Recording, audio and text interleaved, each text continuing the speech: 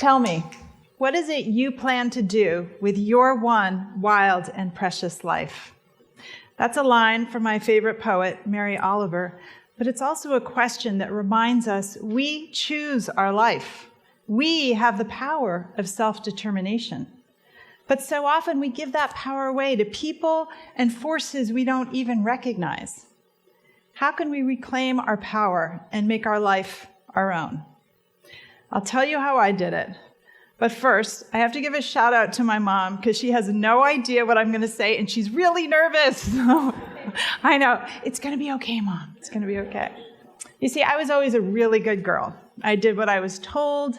I never questioned authority. I followed the conventional path to success, and I achieved everything I was told would make me happy. A family, career, financial security. But I didn't feel like I was fully alive. I felt disconnected, like I was just going through the motions. So finally, when I turned 50, I made a simple decision that changed everything. I decided to live fearlessly and to reclaim my narrative of what success was.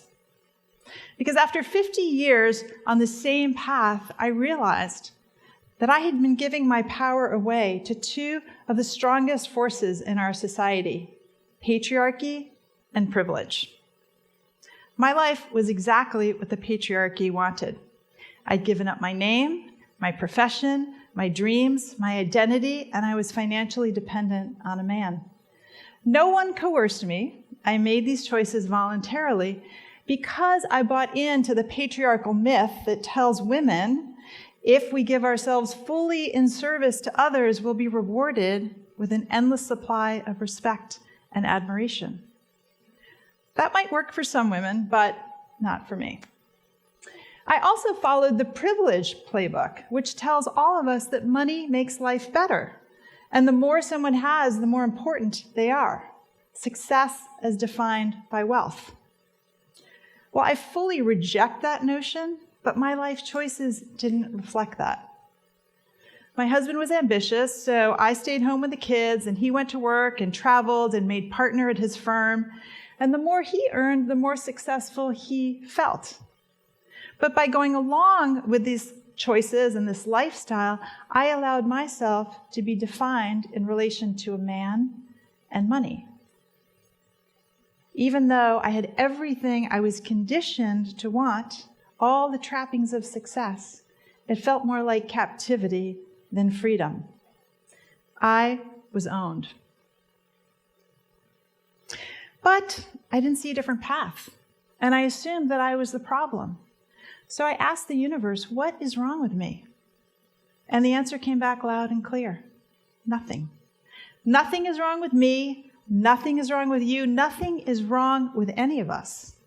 Each of us is a beautiful and complete human being. The problem isn't us. It's the fear and judgment instilled in us. The problem is anyone who tells you you're not beautiful or capable or brave. Because beauty comes from love. And we have an infinite capacity to love. Just look at little kids. Their hearts are wide open. They give and receive love without inhibition. They don't judge people based on social status or anything else. And their minds are wide open. They explore everything and learn constantly. Because these instincts are programmed into us. The desire to connect with others, which is love, and to connect with the world around us, which is purpose. These are our essential human elements. They just get buried beneath layers of social conditioning. But when we peel those layers away, we can find our true selves. 2018 was my year of transformation, and I peeled away some layers. It started with politics and then became personal.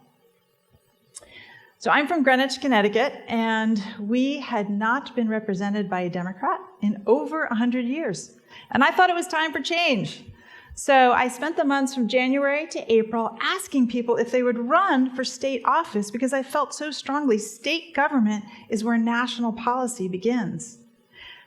But every time I'd ask someone if they would run, inevitably they'd say, no thanks, but Alex, why don't you do it?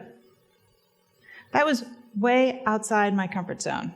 I was strictly a behind-the-scenes person. I was actually afraid of public speaking. But I desperately wanted to see change. I wanted to see candidates who were focused on facts and solutions and not partisan rhetoric. I wanted to see more women in higher office. And when election season arrived and we still didn't have a candidate, I finally faced my fears and said, okay, I'll do it. I jumped in, and to my amazement, I loved it.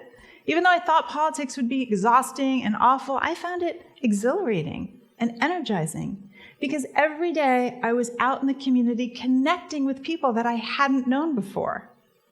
And it was easy. I just smiled, shook their hand, and said, "Hi, I'm Alex, running to be your state senator."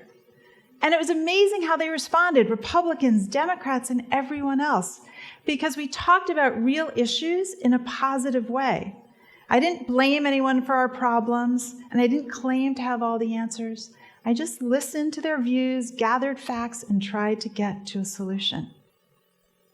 And since I live in a very red district, a lot of people did not like my party label, and they wanted to dislike me. But I loved talking to them because we always found common ground. When we look one another in the eye, show respect, and listen without judgment, we build compassion and understanding. We affirm one another's humanity, and this is a simple act of love. From May through July, I was out meeting people every day, having conversations in backyards and living rooms. On one of these early summer gatherings, my husband accompanied me. And at the end of my presentation, I took questions and answered them, and there were 2 hedge fund managers in the audience, because there are a lot of hedge fund managers in Greenwich. And they asked me some really tough questions about the state budget and financing strategy, and I said, I don't know, but I'll find the answer and get back to you. Later that night, my husband told me that I'd embarrassed myself, that I was in way over my head. My confidence was crushed, and I almost quit. But after a few days, I picked myself up, and I kept going. And a few weeks later, the universe provided a gift. 2 amazing women came forth and volunteered to run my campaign and give me the support I needed. Because no one believed this race was winnable, but we did. And over the next 3 months, we built an incredible team of volunteers who believed it too. These were people who had never been involved in a political campaign before, but by working on this, it gave them hope. They came with me to train stations before sunrise. We knocked on doors, made thousands of calls, and everywhere we went, we created positive energy by engaging and empowering others, by standing up for what we believe in, truth, justice, and a fair democracy. I had never felt more alive and fulfilled. I didn't even know it was possible. And the more I put myself out there, the more love and purpose I got back. And all those layers of conditioning telling me who I should be and what I should want melted away. I was breaking the bonds of patriarchy and privilege and anything else that told me I was not enough. Finally, Election Day arrived. November 6th was rainy, chilly, but our spirits could not be dampened. We had an army of volunteers in bright green t-shirts at every polling station in the district from 6 a.m. to 8 p.m. And then we went to get the results. And just before midnight, it was confirmed. By believing in possibility and working to make it real, we became the change we wanted to see. And I became the first Democrat in 88 years and the first woman ever elected to this Senate seat. Thank you.